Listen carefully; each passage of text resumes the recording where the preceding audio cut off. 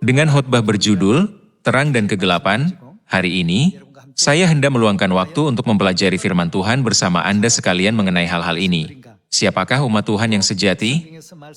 Dan apa yang dimaksud dengan terang dalam Alkitab?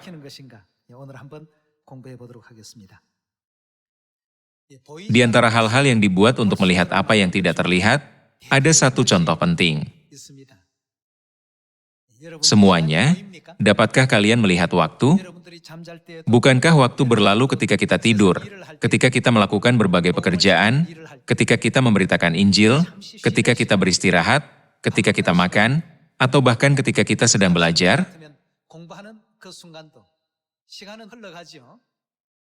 Dapatkah kalian melihat waktu berlalu? Hal ini tidak kelihatan. Perangkat apakah yang memungkinkan kita melihat aliran waktu yang tidak kelihatan? Itulah jam. Melalui jam, kita menyadari, oh, waktunya berlalu seperti ini. Demikian juga, Tuhan menerangkan kepada kita dunia rohani melalui Alkitab. Hal-hal dari dunia rohani, seperti orang benar dan orang jahat, mereka yang bisa masuk sorga dan mereka yang tidak bisa, dan pekerjaan Tuhan dan pekerjaan iblis, tidak dapat dilihat atau dirasakan kita yang hidup di dunia 3 dimensi.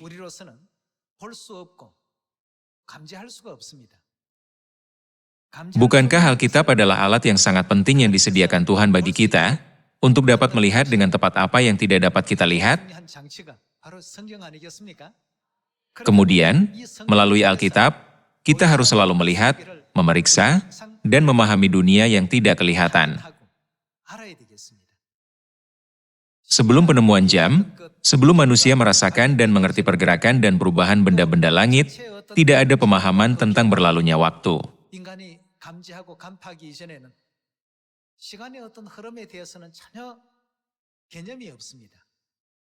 Sama halnya dengan dunia rohani, tanpa percaya kepada Tuhan dan tanpa pengetahuan tentang Alkitab, mustahil untuk mengetahui apakah hal-hal yang ada di dunia rohani dan yang tidak kelihatan itu ada atau tidak. Jadi, hari ini, bersama dengan kalian, saya hendak memeriksa melalui Alkitab tentang apa yang dimaksudkan dengan terang dan apa yang dimaksudkan dengan kegelapan. Kita juga akan melihat ciri-ciri apa saja yang dimiliki mereka yang akan diselamatkan. Mari kita lihat kitab Yohanes pasal 3 ayat 16.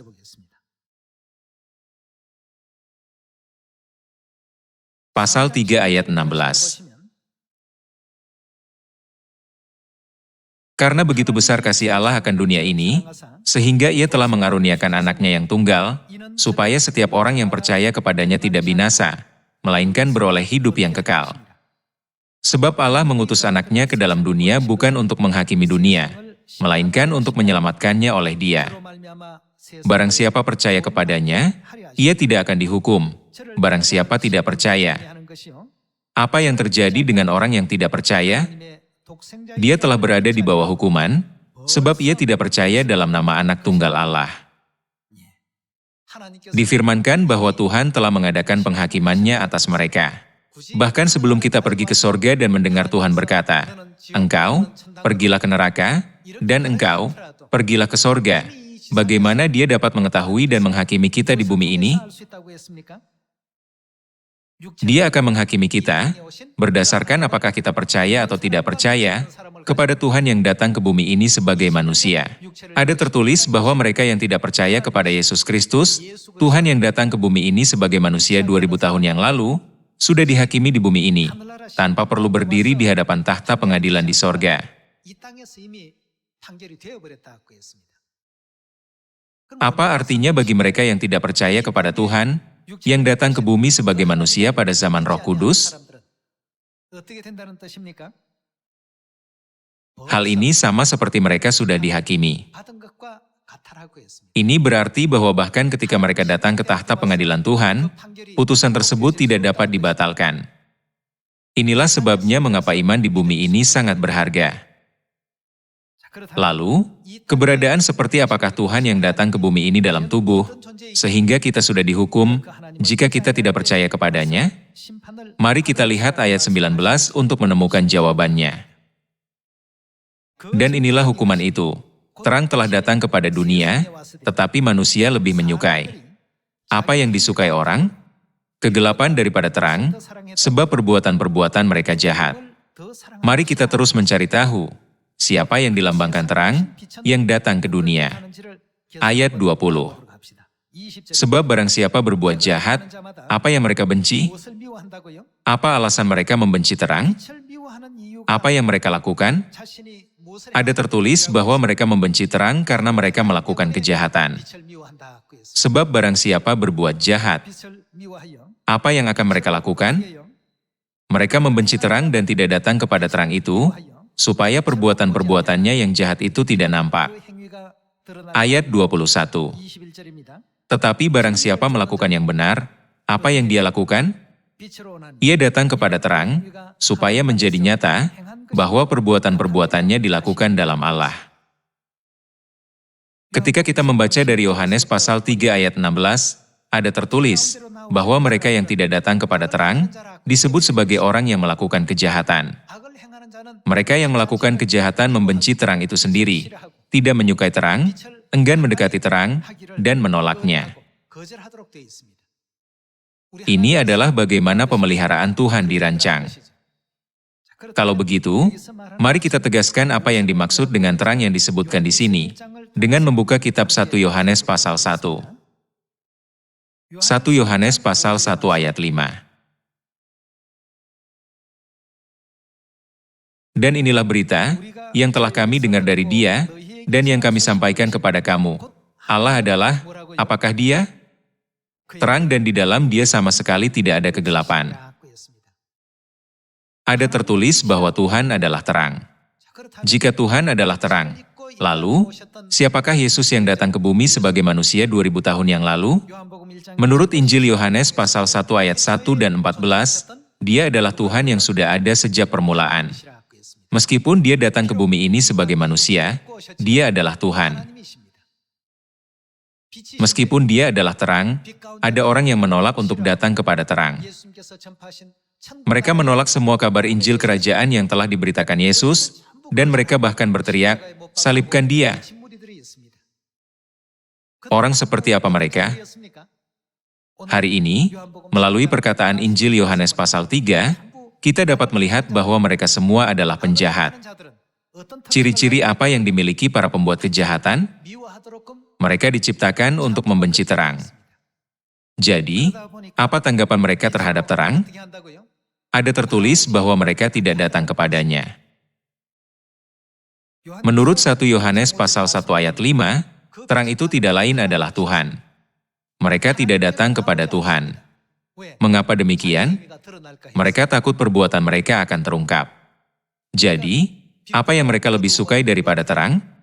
Difirmankan bahwa mereka lebih mengasihi kegelapan daripada terang, yaitu Tuhan. Karena Tuhan adalah terang, siapa yang ada sebagai kebalikan dari terang? Karena itu, mereka lebih memilih untuk bergabung dengan kekuatan setan dan dengan penuh semangat merangkul rohnya. Akibatnya, Tuhan membuat keputusan bahwa mereka yang tidak menerima Tuhan, yang telah datang ke dunia ini sebagai terang, dan tidak datang kepadanya, pada akhirnya akan menghadapi hukuman kekal di neraka. Menurut sebuah laporan penelitian, membuat lampu jalan 2 kali lebih terang di malam hari dapat mengurangi tingkat kejahatan hingga setengahnya. Ini adalah gejala yang sangat aneh. Banyak kejahatan terjadi di tempat-tempat gelap. Lalu, semuanya, dalam hal kebenaran juga, bukankah seharusnya kita menjadi orang-orang yang dapat datang kepada Tuhan, yang adalah terang? Mereka yang melakukan kejahatan, membenci terang. Jadi, mereka tidak pernah datang kepada terang. Dengan kata lain, mereka tidak dapat memiliki iman kepada roh dan pengantin perempuan. Mari kita lihat Wahyu pasal 22 ayat 17 bersama-sama. Dalam pasal 22 ayat 17, tertulis, roh dan pengantin perempuan itu berkata, "Marilah." Apa yang mereka katakan? Ini adalah kabar yang hanya dapat bersukacita bagi anak-anak terang, yaitu anak-anak Tuhan. Tuhan berkata, "Datanglah kepadaku." Datanglah kepada terang cahaya. Dengan satu kalimat ini, penghakiman antara sorga dan neraka telah diputuskan. Mereka yang melakukan kejahatan tidak akan pernah datang kepada terang. Siapakah mereka yang datang kepada Tuhan Bapa dan Tuhan Ibu, yang adalah terang? Mereka adalah anak-anak terang. Alkitab menjelaskan bahwa mereka adalah orang-orang yang senang datang kepada terang dan tinggal di sana. Di zaman ini, ada dua kelompok. Mereka yang ingin menerima Tuhan Bapa dan Tuhan Ibu, yaitu roh dan pengantin perempuan, dan mereka yang menentang mereka. Sebuah pertempuran rohani sedang berlangsung di dunia yang tak kelihatan. Sama seperti kita tidak dapat melihat berlalunya waktu dengan mata kita, tetapi dapat mengukur berlalunya waktu dengan penemuan jam, maka Tuhan dengan jelas menunjukkan kepada kita dan menyadarkan kita akan dunia rohani, yang tak kelihatan melalui Alkitab, alat firman-Nya. Dia menjelaskan siapa yang akan jatuh ke dalam penghakiman, dan siapa yang akan menjadi orang-orang yang akan diselamatkan. Tuhan, yang adalah terang, membuka banyak jalan bagi kita untuk bertobat dan kembali ke kerajaan sorga. Meskipun Tuhan telah membuka jalan, bagaimana reaksi anak-anak kegelapan? Mereka tidak datang kepada terang. Mereka membenci terang. Karena mereka membenci terang, tidak dapat dihindari bahwa mereka juga membenci kebenaran yang bersaksi tentang Tuhan Bapa dan Tuhan Ibu. Karena itu, mereka telah dihukum di bumi ini. Sebaliknya, bagi kita yang bersukacita karena tinggal di dalam terang, Tuhan memberikan keyakinan hari ini dan besok bahwa kita akan memasuki kerajaan sorga yang kekal, dan terus menerangi kita dengan mengatakan, "Bersukacitalah karena berjalan di dalam terang." Jika begitu, jalan seperti apa yang Tuhan yaitu terang, persiapkan dan ciptakan ketika Dia datang ke bumi ini 2000 tahun yang lalu? Mari kita lihat Yohanes pasal 12 ayat 46. Ini adalah firman yang sama yang kita lihat sebelumnya. Dalam 1 Yohanes pasal 1 ayat 5, Tuhan adalah terang. Aku telah datang ke dalam dunia sebagai terang, supaya setiap orang yang percaya kepadaku, jangan tinggal di dalam kegelapan. Tuhan datang ke bumi ini sebagai terang, tetapi kegelapan menolak Dia karena takut perbuatannya akan terungkap.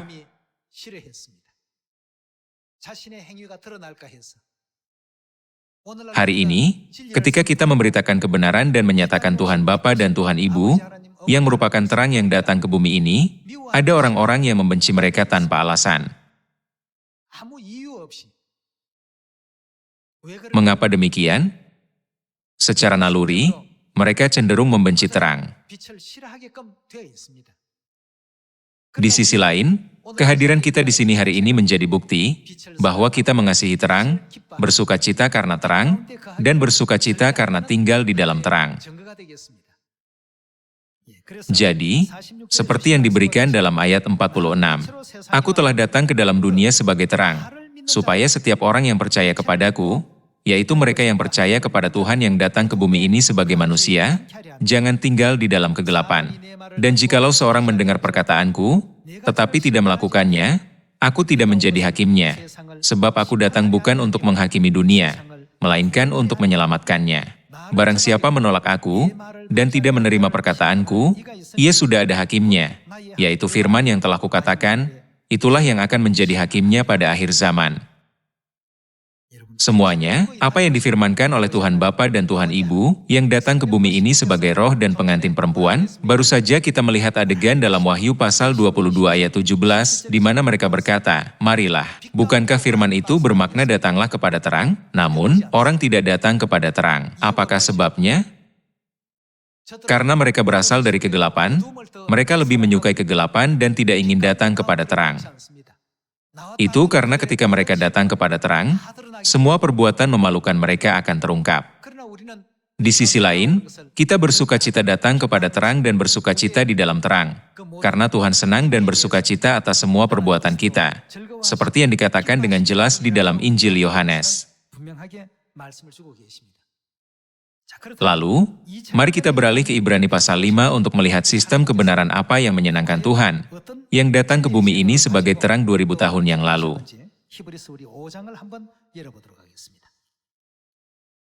Sekarang, Tuhan memampukan kita untuk melihat hal-hal yang tidak kelihatan oleh mata kita. Mari kita periksa adegan di mana Tuhan menunjukkan kepada kita, apakah kita adalah anak-anaknya atau bukan. Ibrani pasal 5 ayat 6. Sebagaimana firman-Nya dalam suatu nas lain, engkau adalah imam untuk selama-lamanya. Menurut peraturan apa? Menurut peraturan Melkisedek. Mari kita lihat ayat 7. Dalam hidupnya sebagai manusia, ia telah mempersembahkan doa dan permohonan dengan ratap tangis dan keluhan kepada Dia, yang sanggup menyelamatkannya dari maut, dan karena kesalehannya ia telah didengarkan. Dan sekalipun ia adalah anak. Siapakah anak itu? Ialah Yesus. Ia telah belajar menjadi taat dari apa yang telah dideritanya. Dan sesudah ia mencapai kesempurnaannya, ia menjadi pokok keselamatan yang abadi bagi semua orang yang taat kepadanya. Dan ia dipanggil menjadi apa? Imam besar oleh Allah, menurut peraturan Melkisedek. Tuhan menyadarkan kita akan fakta bahwa Yesus dipanggil menjadi imam besar oleh Tuhan, menurut peraturan Melkisedek. Jika begitu, melalui ajaran tentang Melkisedek, kita harus membedakan apakah kita hidup dalam terang atau hidup dalam kegelapan. Karena Yesus, yang adalah terang, dipanggil menjadi imam besar menurut peraturan Melkisedek, kita juga harus senang tinggal dalam peraturan Melkisedek jika kita ingin hidup dalam terang. Namun, orang-orang di dunia mengaku, saya membaca Alkitab, namun menghilangkan semua bagian ini. Ini benar-benar aneh. Dengan munculnya perjanjian baru, bukankah aib mereka telah terungkap? Jelaslah bahwa ibadah hari Minggu bukanlah ajaran Tuhan.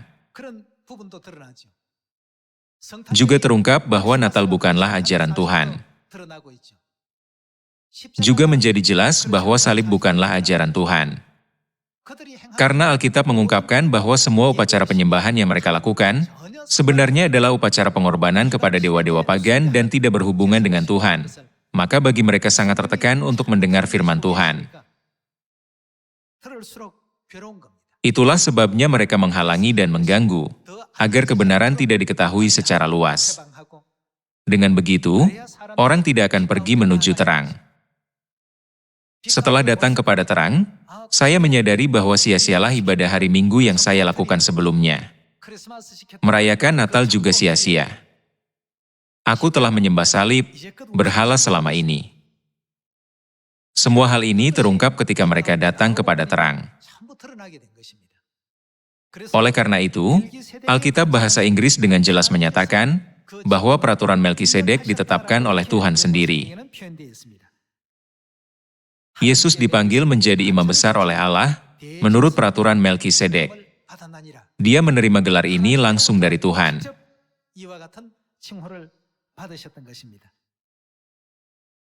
Lalu, mari kita cari tahu tentang peraturan Melkisedek dengan membuka Kejadian pasal 14.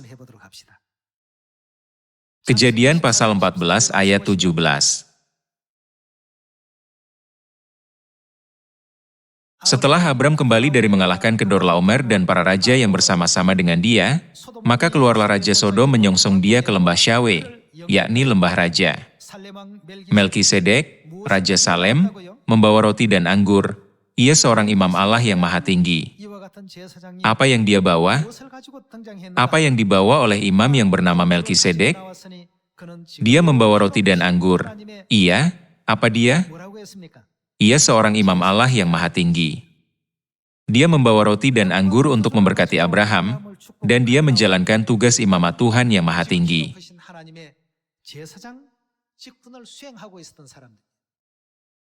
Ayat 19.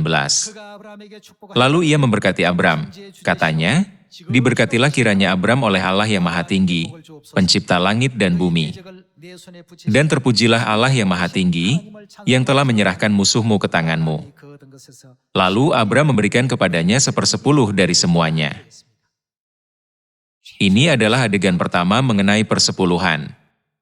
Secara wajar, kepada siapakah persepuluhan harus diberikan? Persepuluhan harus diberikan kepada Tuhan. Namun kita melihat dalam Kejadian pasal 14 bahwa Abraham memberi Melkisedek 1/10 dari segalanya. Siapakah yang dikatakan sebagai imam besar menurut peraturan Melkisedek? Alkitab bersaksi bahwa Yesus adalah Tuhan Anak menurut Tritunggal.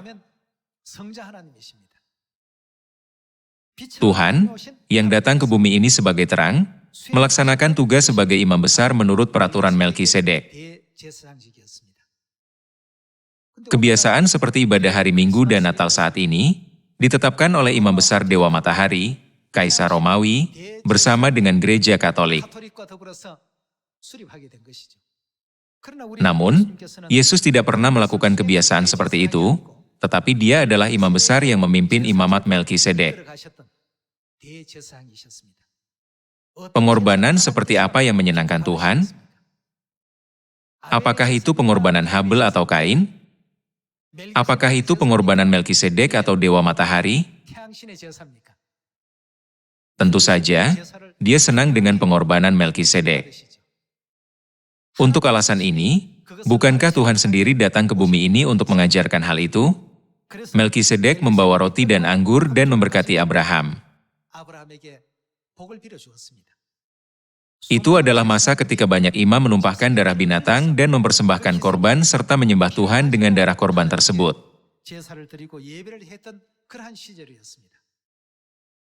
Namun, Melkisedek secara unik melakukan penyembahan hanya dengan roti dan anggur bahkan di era itu.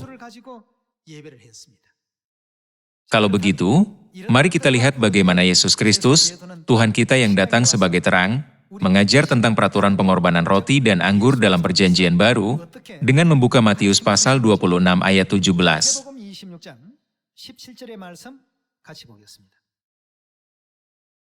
Pada hari pertama dari Hari Raya Roti Tidak Beragi, datanglah murid-murid Yesus kepadanya dan berkata, "Di mana engkau kehendaki kami mempersiapkan perjamuan Paskah bagimu?" Jawab Yesus, "Pergilah ke kota kepada si Anu dan katakan kepadanya, 'Pesan Guru, waktuku hampir tiba, di dalam rumahmu lah aku mau merayakan Paskah bersama-sama dengan murid-muridku.'" Lalu murid-muridnya melakukan seperti yang ditugaskan Yesus kepada mereka dan mempersiapkan Paskah. Mari kita beralih ke ayat 26. Bukankah ini firman yang diberikan pada malam Paskah yang sama? Dan ketika mereka sedang makan, Yesus mengambil roti, mengucap berkat, memecah-mecahkannya lalu memberikannya kepada murid-muridnya dan berkata, "Ambillah, makanlah, inilah tubuhku." Sesudah itu ia mengambil cawan, mengucap syukur lalu memberikannya kepada mereka. Apa yang ada di dalam cangkir? Itu adalah anggur, tetapi anggur hari itu berbeda dari anggur yang biasa diminum orang. Anggur jenis apa itu? Itu adalah anggur Paskah. Sesudah itu ia mengambil cawan, mengucap syukur lalu memberikannya kepada mereka dan berkata, "Apa yang dia katakan? Minumlah, kamu semua, dari cawan ini. Sebab inilah darahku, darah perjanjian, yang ditumpahkan bagi banyak orang untuk pengampunan dosa." Sama seperti Melkisedek memberkati Abraham dengan berkat jasmani melalui roti dan anggur, perjanjian apakah yang Yesus Kristus tegakkan melalui roti dan anggur, menggenapi tugas imamat Melkisedek secara rohani?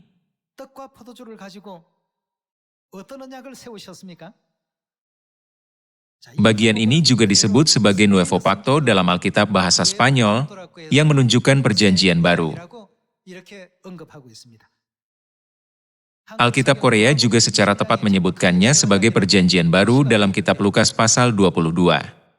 Pada akhirnya, kebenaran perjanjian baru dapat dilihat sebagai inti dari peraturan Melkisedek.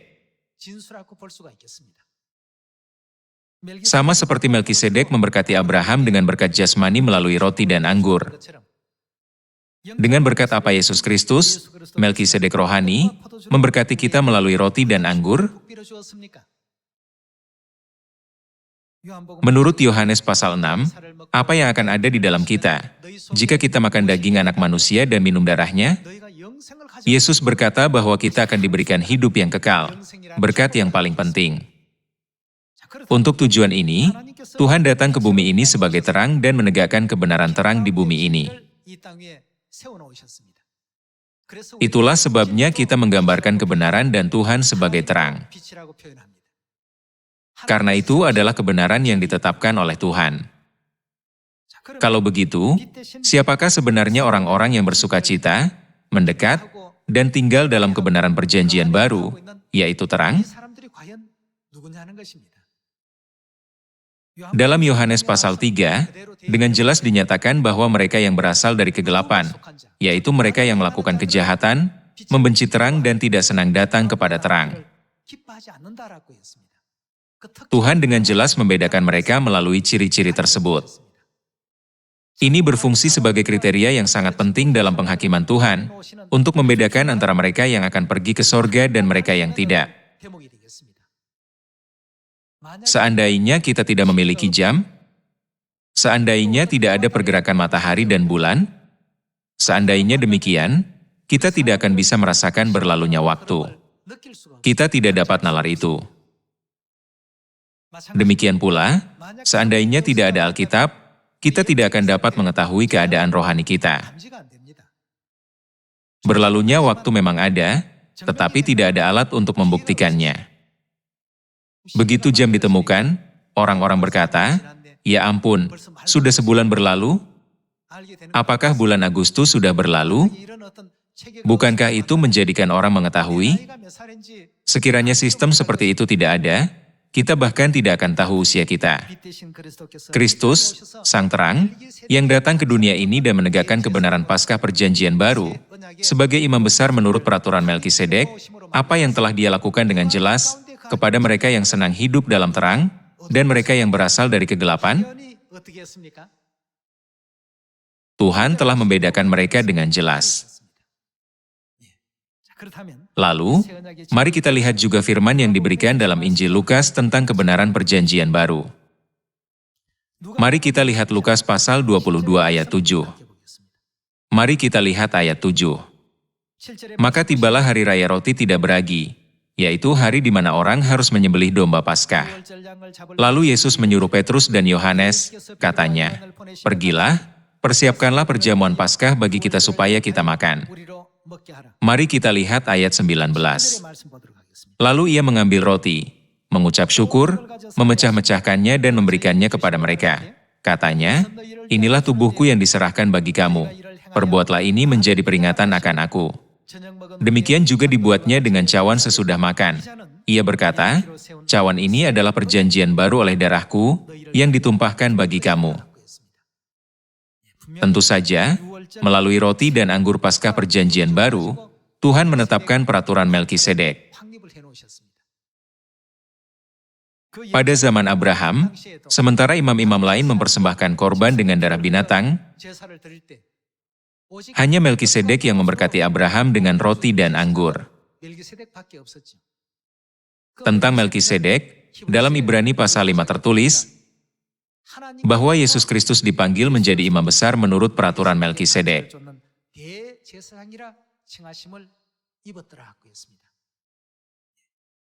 Jika Yesus Kristus, yang adalah terang, mengikuti peraturan Melkisedek, maka kita juga harus mengikuti peraturan Melkisedek.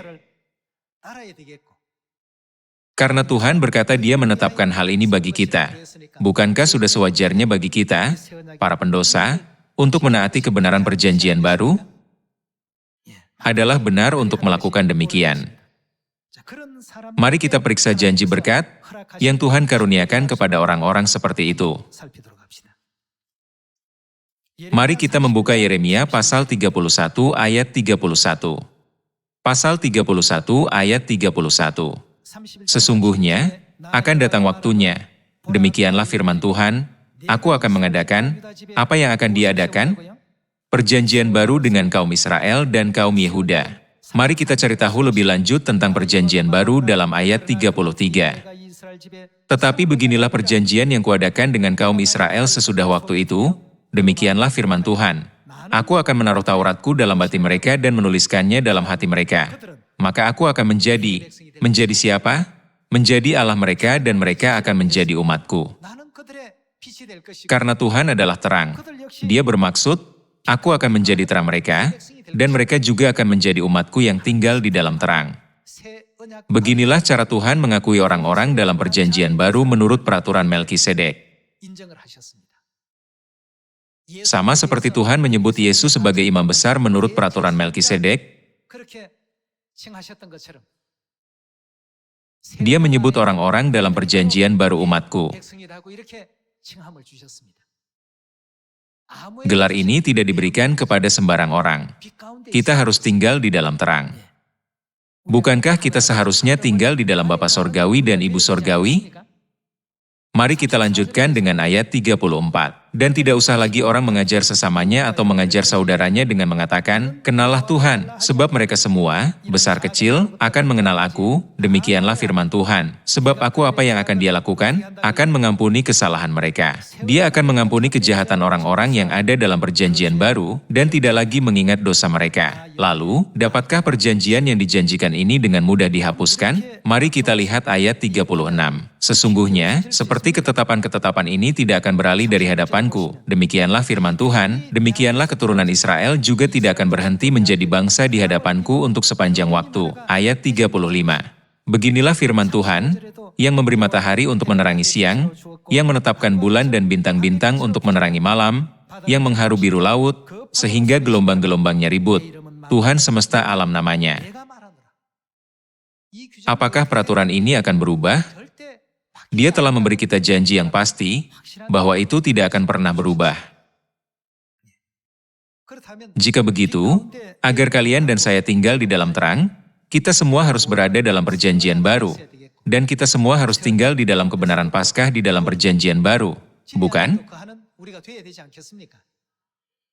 Itulah sebabnya Ibrani pasal 9 mengatakan, perjanjian baru memungkinkan kita untuk menerima warisan kekal yang dijanjikan. Dengan kata lain, bukankah janji Tuhan yang memungkinkan kita masuk ke dalam kerajaan sorga? Mari kita baca lagi kitab Yohanes pasal 3 ayat 19. Dan inilah hukuman itu. Terang telah datang ke dalam dunia, tetapi manusia lebih menyukai kegelapan daripada terang, sebab perbuatan-perbuatan mereka jahat. Sebab barang siapa berbuat jahat, membenci terang dan, apa yang akan mereka lakukan? Mereka tidak akan datang kepada terang. Mengapa demikian? Itu karena mereka tidak menyukai terang. Ini adalah naluri mereka. Dijelaskan dalam ayat 20 bahwa mereka, supaya perbuatan-perbuatannya yang jahat itu tidak nampak. Ayat 21. Tetapi barang siapa melakukan yang benar, apa yang mereka lakukan? Ia datang kepada terang. Ketika roh dan pengantin perempuan berkata, "Marilah," apakah mereka pergi kepada Tuhan, yang adalah terang? Siapapun yang melakukan yang benar, datang kepada terang. Ketika kita memberitakan Tuhan Ibu, mereka bertanya, "Apa? Tuhan Ibu? Ada di mana itu?"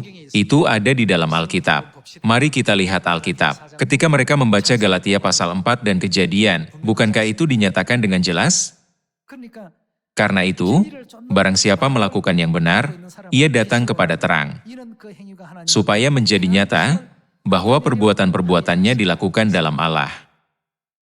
Sebagai hasilnya, mereka menerima kebenaran perjanjian baru yang telah dianugerahkan Tuhan, serta Tuhan Ibu dan Tuhan Bapa. Bertemu dengan Bapa dan Ibu, lebih berharga bagi mereka daripada apapun di dunia. Tidak ada sukacita yang lebih besar. Melihat hal ini, kita, anak-anak terang, merasa terdorong untuk terus memberitakan Injil. Hal ini dapat dilihat sebagai ciri khas anak-anak terang, bahwa sebutan Tuhan Ibu saja dapat memberikan dampak pada hati mereka. Tuhan telah mengizinkan kita untuk tinggal di dalam terang, dan untuk memastikan secara jelas bahwa kita tinggal di dalam terang, Dia telah menetapkan sistem perjanjian baru, yaitu peraturan Melkisedek, dan lebih jauh lagi, Dia telah menyatakan, apakah kita adalah anak-anak terang atau kita berasal dari kegelapan. Melalui ciri-ciri apakah kita tinggal di dalam perjanjian baru atau tidak.